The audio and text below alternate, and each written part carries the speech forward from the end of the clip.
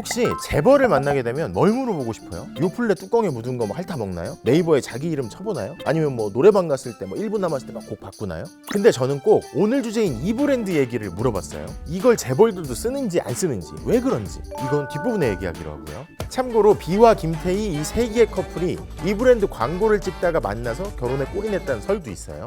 아무튼 처음엔 이 회사를 두고들 그랬어요. 적자야, 너무 적자야, 곧 망할 거야, 결국 망할 거야. 특히 전통의 재벌 기업들이 이 브랜드를 두고 말도 안 되는 회사라고 말들을 많이 했어요. 뭐? 뭔팡? 무슨 배송? 로켓 배송? 장난해?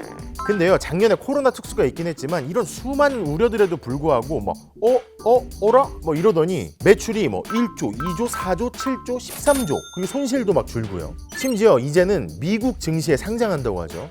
쟤들 안 될 거야 했던 재벌 기업들보다 시가총액이 더 많아지게 생겼어요. 자, 오늘의 주제는요, 고객에게 집착한다. 우리에게는 다 계획이 있다. 소비자 스스로가 내가 이 회사 없이 어떻게 살았지라고 묻게 만들겠다는 유통, 배달, 그리고 이제는 콘텐츠까지 아마존 오브 사우스 코리아라고 불리는 쿠팡입니다.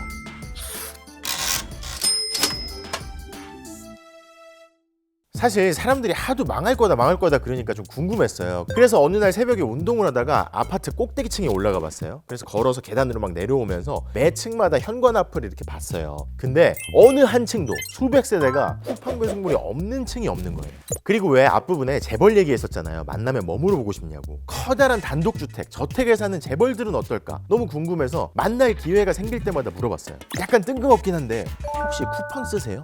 갑자기 뭔 소리야? 뭔 소린가 싶었을 텐데 답이 이렇게 나오더라고요. 젊은 재벌들일수록 그럼요, 씁니다. 저는 안 쓰는데 와이프는 거의 맨날 시키던데요. 이런 답들을 들었어요. 그래서 생각했죠. 안 망하겠구나. 아파트 몇 층에 있고 심지어 재벌들까지 저택에서도 시키는데 이 회사가 그렇게 쉽게 망하진 않겠구나 싶었어요. 그리고 잠깐 딴 얘기 같지만요, 국민소득이 3만 불 이상이면서 인구가 5천만이 넘는 나라 전 세계에 몇 개나 있을 것 같아요? 아니 갑자기 또 무슨 국민소득이랑 인구 얘기야. 자, 1인당 국민소득 3만 불, 그리고 인구 5천만 이상, 전 세계에 7개 나라밖에 없습니다. 어딜까요? 미국, 독일, 영국, 프랑스, 일본, 이탈리아, 그리고 한국. 그리고 생각해보세요. 인터넷 인프라, 스마트폰 사용률, 한국이 세계에서 최고 수준이잖아요. 왜 흔히들 우리는 쉽게 한국 시장 고만고만하다, 작은 시장 아니냐 이렇게 생각할 수 있는데, 특히 제조업 베이스에서는 그럴 수 있고요. 하지만 어떤 의미에서 한편으로는요, 지금 같은 세상에 한국은 전 세계적으로 규모와 속도 면에서 최고 수준의 시장일 수 있다는 거죠. 요즘 같은 세상에서 특히 이커머스 업계에는 중국, 미국에 이은 빅3. 우리는 좀 스스로 평가절하할 수 있지만 요즘 같은 세상에 뭔가 특별한, 특화된 시장이라는 거죠. 그리고 바로 이 점에 착안한 쿠팡 창업자가 과거에 이런 말을 한 적이 있어요. 해외에서도 배울 게 많지만 다른 나라들이 한국에서도 배울 게 많다. 자, 오늘 이분의 과거 발언을 몇 가지 곱씹어 볼 텐데요. 쿠팡을 창업한 김범석 의장 7살 때 아버지가 주재원이었대요. 가족들과 함께 한국을 떠납니다. 그리고 공부를 잘했나 봐요. 하버드 대학 다닐 때 대학생용 잡지를 만들어서 그걸 뉴스위크에 매각을 하고, 대학교 마치고 컨설팅 회사에 잠깐 몸담았다가 또 잡지사를 창업하고, 그러다가 MBA를 하던 중에 미국에서 소셜 커머스가 막 폭발적인 인기를 끄니까 저걸 한국에서 해보자 이런 생각을 갖고 32살 때인 2010년에 가방 2개를 달랑 들고 한국으로 돌아옵니다. 그리고 2달 뒤에 쿠팡 서비스를 시작하죠. 쿠팡의 이름은 쿠폰이 팡팡 터지는, 이런 설이 있는데 쿠팡에서 공식적으로 부인했어요. 처음에는 그런 기사가 있었는데 약간 창피했던 걸까, 너무 커져가지고.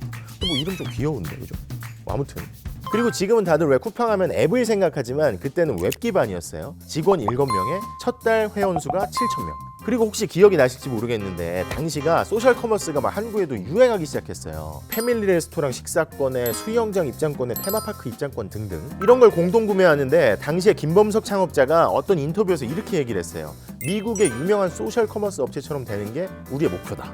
아무튼 서비스 시작 한 달 만에 회원수 4만, 5달 만에 무려 100만 명을 모아서 회원수 1위 업체가 됩니다. 엄청 속도가 빨랐죠. 근데 경쟁이 너무 치열했어요. 소셜 커머스 업체가 수십 개, 수백 개가 난립하는 거예요. 조금이라도 마케팅 활동을 늦추면 경쟁에서 곧바로 뒤처질 수 있는 상황. 경쟁이 너무 치열한 거죠. 레드오션. 근데 그 와중에 그러면 어떻게 살아남았냐? 물론 회원수도 빨리 늘었고 또 특이한 상품도 팔았죠. DJ 디고 씨와 함께하는 풀사이드 파티라든가 이런 것들, 특이한 것들, 문화상품. 하지만 핵심은 하나였습니다. 고객. 근데 그러면 그 고객이라는 핵심에 어떻게 집중했느냐? 과거 김범석 의장의 발언을 짚어보면 한 가지 단서가 발견이 돼요. 기술과 혁신, 시장의 속도가 빨라지고 있다. 승자와 패자가 더욱 빨리 갈리고 있다. 그래서 초기의 실수 비용을 줄이는 게 중요하다. 그래서 내 실수 말고 남의 실수에서 빨리 배우는 게 효과적이다. 왜 소셜 커머스 싸게 사는 건 좋은데 사용 기한이 정해져 있는 경우가 많잖아요. 그래서 시간이 딱 지나면 나 못 썼는데? 근데 그런 상황에서 쿠팡이 업계 최초로 환불 정책을 시행합니다.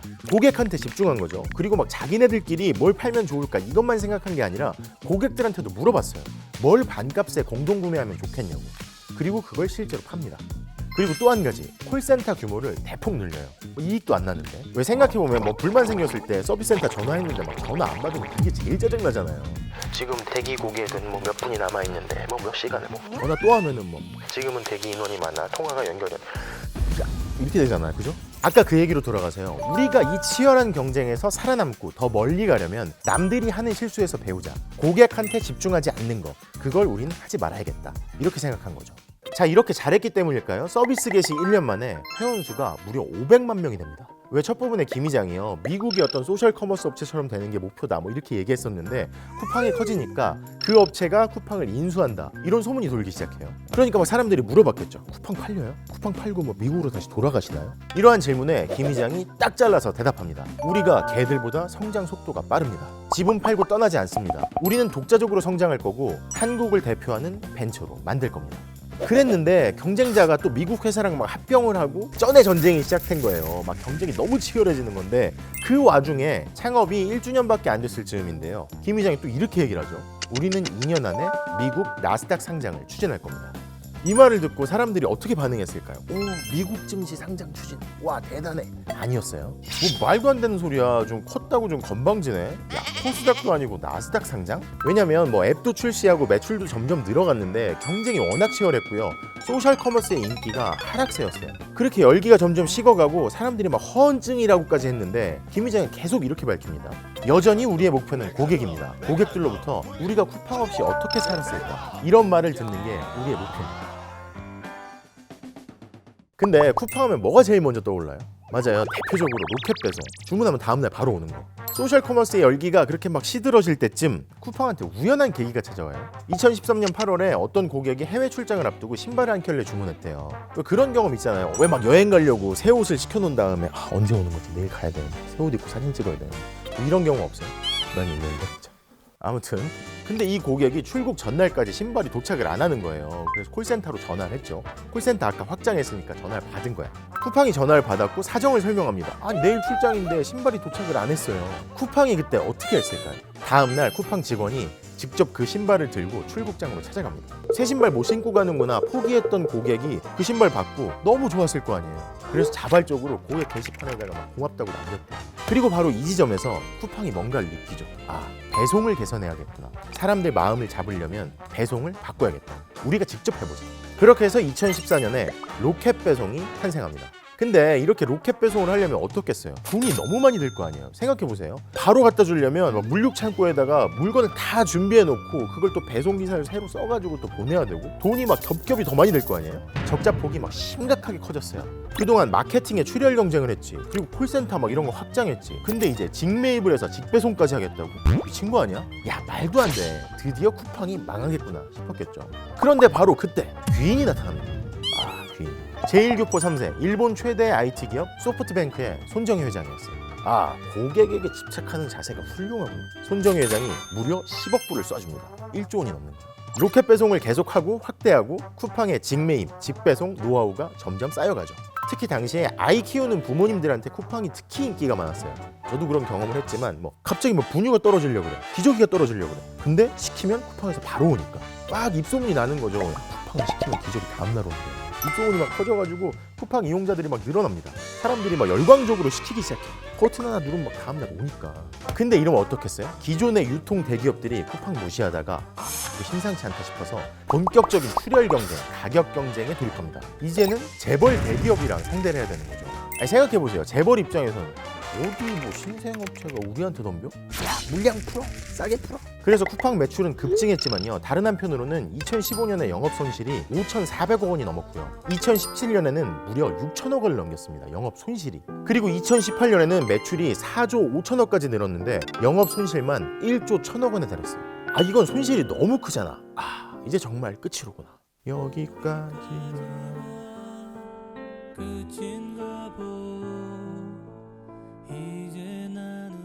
그런데 바로 그때 이번 편에는 귀인이 한 번 더 등장하죠. 2018년 11월에 손정희 회장의 소프트뱅크 비전 펀드가요, 이번에는 지난번보다 오히려 2배 더 많은 20억 달러를 투자한 거예요. 빈사 상태에 놓인 것 같았던 쿠팡이 그 20억 불을 막 투자를 받고 미친 듯이 달려갑니다. 그 투자금을 미천 삼아서요, 경쟁사가 각광을 받던 새벽 배송 서비스에 뛰어들죠. 그래서 그 새벽 배송에서 그동안 쌓아왔던 배송의 노하우를 유감없이 발휘합니다. 그리고 쿠팡이츠, 배달 서비스에까지 뛰어들어서 판을 흔들기 시작해요. 그리고 찾아온 코로나19의 대유행은요, 이러한 것들이 준비가 되어 있고 기반을 깔아놓은 쿠팡한테는 오히려 큰 기회가 됐어요. 2019년 매출은 7조 원을 넘겼고요. 회원수가 무려 1,500만 명. 그중에서 매달 회비를 내는 유료 회원만 500만 명에 달해요. 그리고 2020년 매출은 13조 원을 돌파했어요. 근데 영업 손실은 오히려 줄었죠. 그리고 지금 무엇보다 화제가 되고 있는 건요, 쿠팡이 미국 증시에 상장하겠다고 미국 증권거래위원회에 낸 서류가 공개되면서부터예요. 자, 이걸 녹화하고 있는 시점에 상장이 아주 100% 확실한 건 아니에요. 아직 절차가 좀 남아있죠. 아마 이 영상이 올라갈 때쯤에 공모가 범위가 정해질 거고요. 그 다음에 로드쇼를 나가고 그 다음에 공모가가 정해질 거예요. 이 모든 과정이 큰 탈 없이 이루어지고 예상을 크게 벗어나지 않으면요, 아마 3월 중순쯤에 상장이 완료될 거라는 예상이 나와요.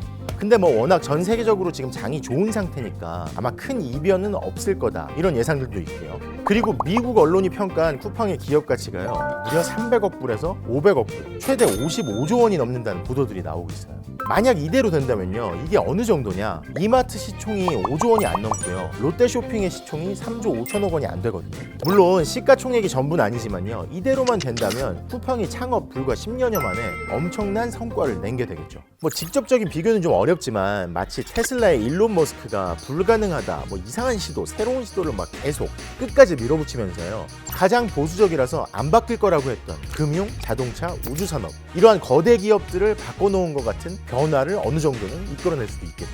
그러면 쿠팡이 한 전체를 막 흔들고 업계를 소비자에게 한 걸음 더 가깝게 만들었다, 이런 평가를 받을 만도 하겠죠. 그리고 쿠팡은요, 이렇게 기업 공개로 생긴 돈을 어디 외국에 투자하고 외국 시장을 새로 진출하고 뭐 외국에 보내고 이런 게 아니라요, 한국 시장에 고스란히 쏟아붓겠다고 합니다. 로켓 배송 같은 거 전국 방방곡곡 확대하겠다는 거죠. 지금도 쿠팡이 삼성전자, 현대차에 이어서 고용 3위 기업이거든요. 이 고용도 2배 수준으로 늘리겠다고 합니다. 자, 그러면서요, 상장에 성공하면 주식의 일부를 말단 직원들한테까지 나눠주겠다, 이렇게 밝히고 있는데요. 뭐 이렇게 주식을 나눠주는 것도 물론 보기 좋고 좋은 일이겠지만요, 지금도 그렇지만 고용이 더 많아지면 쿠팡이 신경 써야 할 일이 지금보다 훨씬 많아지겠죠. 아까도 말씀드렸지만 쿠팡한테는 고객이 최우선이라고 했잖아요.